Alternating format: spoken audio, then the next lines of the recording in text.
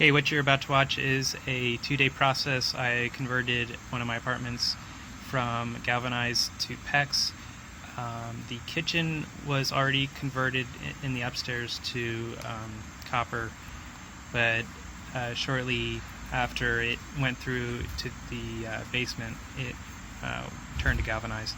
And the reason for ripping out the galvanized is that it gets corroded on the inside, and if you let it there long enough, it will actually clog up. I had a pinhole in one of the pipes that when I had from the street to the house replaced just a couple weeks ago, they noticed a pinhole. That's actually one of the nice things about galvanized, is it will close up pinholes because of it corroding.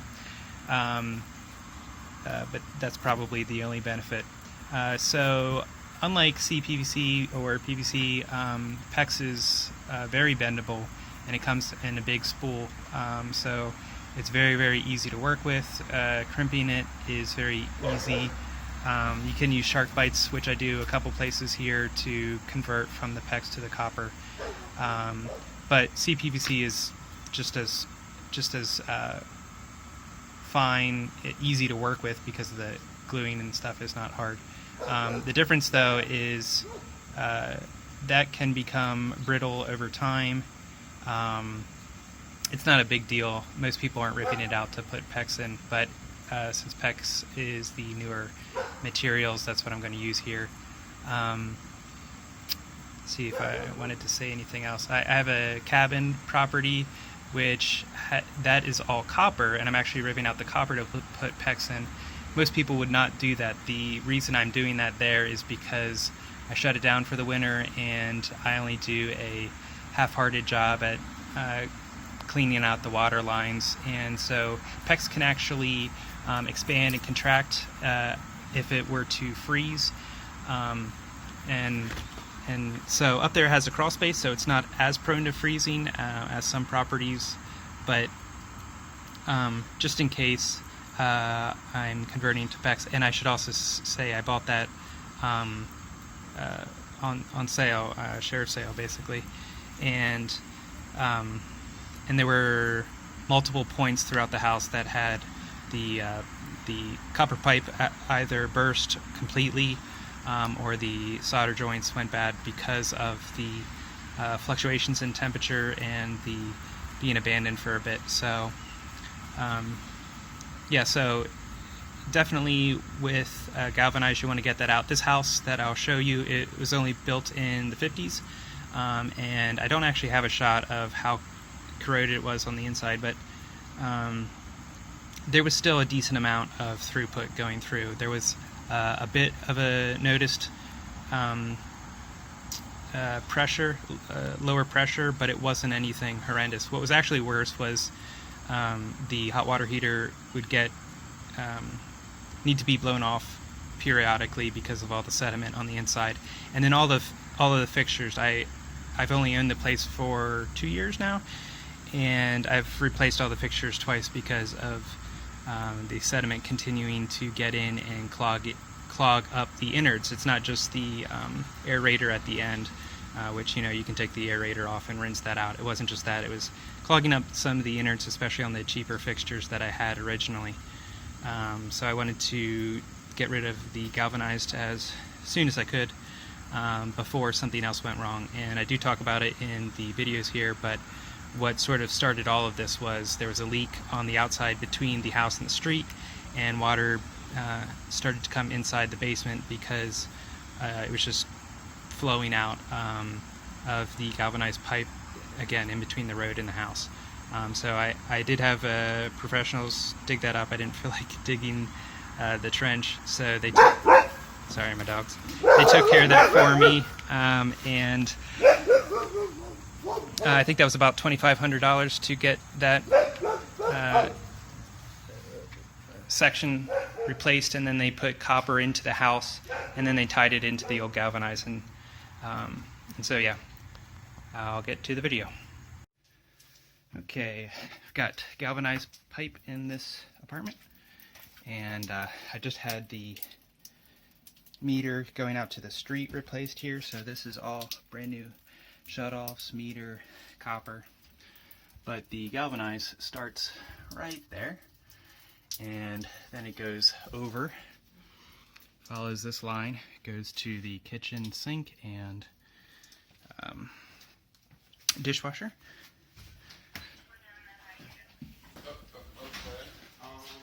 And it comes in here. It's got the laundry facilities. Has a lot of tees off in this area. Sorry if I'm going too quickly. Comes over here, hot water heater. So then the hot water heater goes back to the kitchen. And then over here, we can see these two galvanized pipes coming. And this is the tub. And over here we have the sink. And then over here we have the toilet. The good thing about the kitchen is whoever worked with this last, in this utility section, this is copper, so that's nice. And then you can see, let me see if I can get up there. Okay, so it's copper. Let me go to the side. Copper going up to the kitchen. And so that converts, ooh, where is it? Right there is where it converts down to copper, okay? So first objective here is to get all the galvanized out. That way I don't accidentally cut my PEX while I'm putting it in. I'll be starting off with 3/4 inch PEX. That's just white because it's cold, and that's the main supply line. Then after that I have blue and red 1/2 inch to go out to the specific use points. So, okay, we got the bulk of the cold lines out. So I went from where it comes in the house the whole way over here to the laundry room, and then over here to the hot water heater. So this is the cold line that's cut off. You can see the tank here. And then I just stopped the cold line right here. So what we have running here is the hot line, here's the cold line. And if I need to, this is threaded. If I need to stop for the day, then I have some PEX fittings to screw into those. If I tape them up, they should be okay, at least for a little bit. So because I have the bulk of the cold, and like I said, over in the laundry area and kitchen area, they had converted that to copper, so that's going to be very easy transition. Whereas over here in the bathroom with the tub, toilet, and sink, that's all still galvanized. So I'm actually going to have to tear the wall up a bit in the bathroom. So I'm going to save that and this threaded part here just in case I run out of time. So I'm going to go over here, do the hot water, and do a similar thing up here with the hot water, where I just cut it off, and if I need to I can thread it in for the day. But I'll get the kitchen and the laundry room hot water converted to PEX. Then that would be a good stopping point, and then I can tackle this leg of the house. Should say, if I didn't already, the angle grinder here is the tool of choice here. Just trying to get this old junk out. So if I don't have to futz around with pipe wrenches and I can just cut it out really quickly, that's the preferred route. Some of the spots are really tight, and where they converted to copper over here, I did have to use some copper cutters to get a nice clean edge there for when I use shark bites to convert it from the PEX to the copper. Not much to show here, but cutting the hot out was much quicker because I didn't have to go to where it comes in the house. So I don't know if you can see there. There's one line that's cut there. That's the cold, and then the hot is over here. So, and then I had to obviously unhook it from the hot water heater. And then I did what I said I was gonna do over here, where I just left that little leg on here. And if I have to, I can unthread that and thread in a little converter from thread to PEX. So now I'm going to start running the new PEX line. I'm actually going to feed it up here and then go the whole way over to where it comes in the house. Start here and then do a 90 this way. So I'll start threading it through this way. Okay, so a nice thing about PEX here is it can do a bend. Let me see if I can get my camera and my light at the same time. So it'll bend fine there, and then I'm going to come around. I cut this end off and cleaned it up. Not that I really needed to, it was a brand new pipe basically, but got it nice and clean. And then I'll do a shark bite coupler, which is you just push it on. It's couldn't be simpler. And then that will get these two connected. So I went with the cinch PEX. They're a lot cheaper. This is like 40 bucks compared to 100 bucks. And so you just want to get something like that where you're in the middle ring. So it's maybe 1/4 inch or less on the side. And then you have to have these open the whole way and put it over this little nub and cinch it shut. So I'll show you what that looks like after I'm done.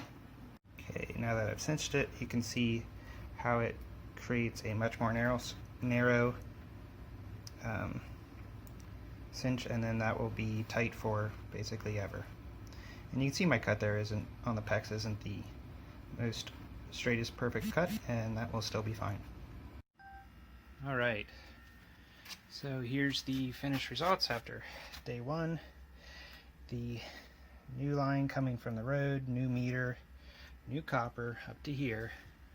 Then I have a shark bite, and I just have it bent around. I don't have a 90 on there. PEX bends pretty well. You could put a support on there. They have elbow supports if you want, or you can cut that and do a 90. I've got to tie it up to the ceiling, but at this point it's just dangling there.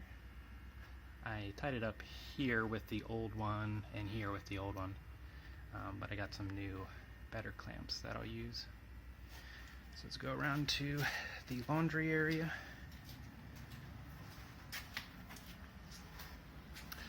So there's where it comes through the ceiling, and this sort of tucks up here for now, but again I'll tighten that. So here is probably the trickiest part. Let's see how good of a view you can get, but the old line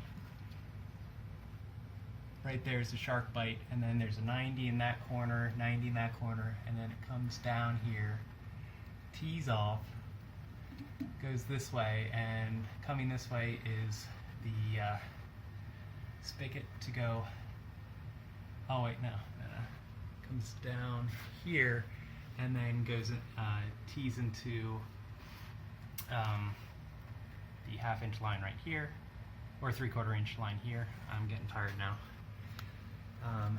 And then from here it tees down into this shark bite, which then goes down into the washer machine here. Here are the hoses for the washer. So it's a very similar thing for the hot water. I did this area before since it's nestled in there right near the rim joist there and stuff. I did this area before I actually attached this outer area, just to make it easier, and I assembled most of it on the ground and then put it up in there.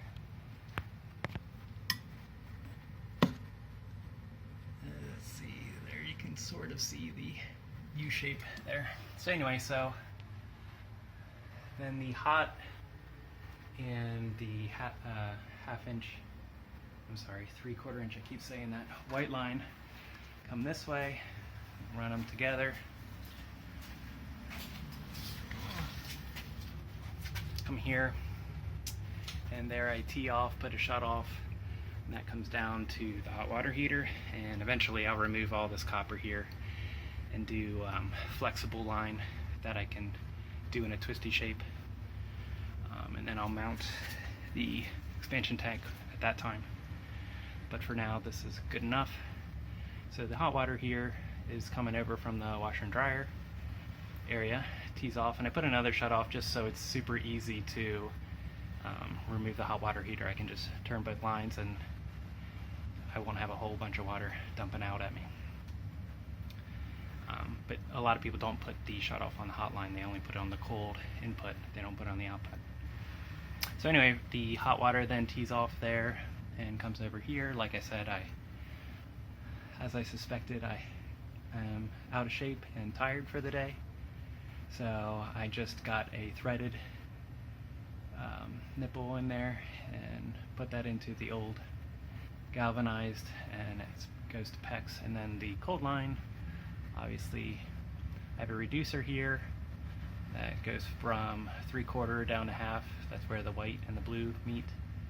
And then a T goes over to the hot water. So then hopefully tomorrow I will do the rest of this going to the bathroom. But the first half of the house, the kitchen area and dishwasher, are done, and then I went ahead and bled out the hot water heater, so that way all of the sediment that had been there from the galvanized pipe is now, I did it into a 5-gallon bucket, but of course it sprayed everywhere here, so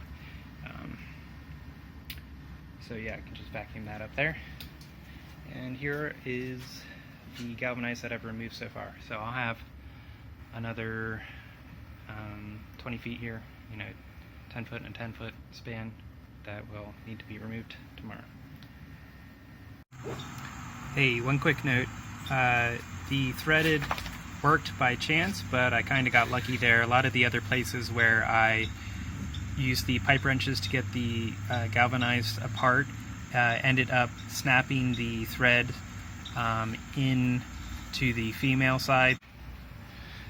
Okay, day 2 of the plumbing. Here I left off in this corner is where it had been tied into the galvanized, so I finished running these 2 lines here. Right here is where the tub is. I have an access panel upstairs, so I was able to cut it off up there, and it was already copper, so I put a shark bite coupler on to go from the PEX to the copper. So here it tees off both for hot and cold. Now hot, the last line in the house is the sink, and then the cold, there's the toilet. It tees off for the sink, and then there's where it's going back towards the shower. And the only issue I really ran into here was I could not get the old pipe off, so I'm just gonna nip that off at some point, but for now it's fine. It's I just cut the hole wider, but it's like at least 3 inches thick, or maybe even more, and the hole's too skinny for the fitting that's on the top of the pipe to come through that hole. So I'll show you the upstairs here next. 2 things I wanted to say is I'm sure professionals would cringe at my job. I'm not a professional, I'm a DIYer. But the biggest thing is I like slack. I like slack in everything I do, whether it's PEX or electrical. I don't like to be pinned into a position, so while most would probably look at this and say, wow, that's not straight and there's some gapping there, and it could be prettier in the future when I go to work on it, I can easily take the supports off and the straps and stuff, move it around to where I need it to be at that point, and then put it back up. And then one more note I wanted to say here was when I did this converter down from the 3/4 to the 1/2 inch, that place and one other spot I actually forgot to crimp on. So obviously it's important to turn on the water slowly and then shut it off, and then go around and check everything and turn it on a little bit more, shut it off, check everything, and do that a couple times before you open it up full bore and let it on So yeah, there were 2 places I forgot to crimp, and then when I was doing the toilet, or actually the sink, I didn't have that screwed on, but it was already taped up and stuff. I'll show you that in a sec, but it's already taped up, but I didn't have it screwed on, so there was just a drip there. So that just was the screw, but everything else went fine. So I could not find covers here that worked really well. So I'm going to have to buy some of those later, and then obviously patch the drywall where I had put a new sink faucet in. Here's the hot side and the toilet. And because the toilet was, there was so much sediment in the line, I actually had to replace the innards of the toilet as well, because that had clogged up.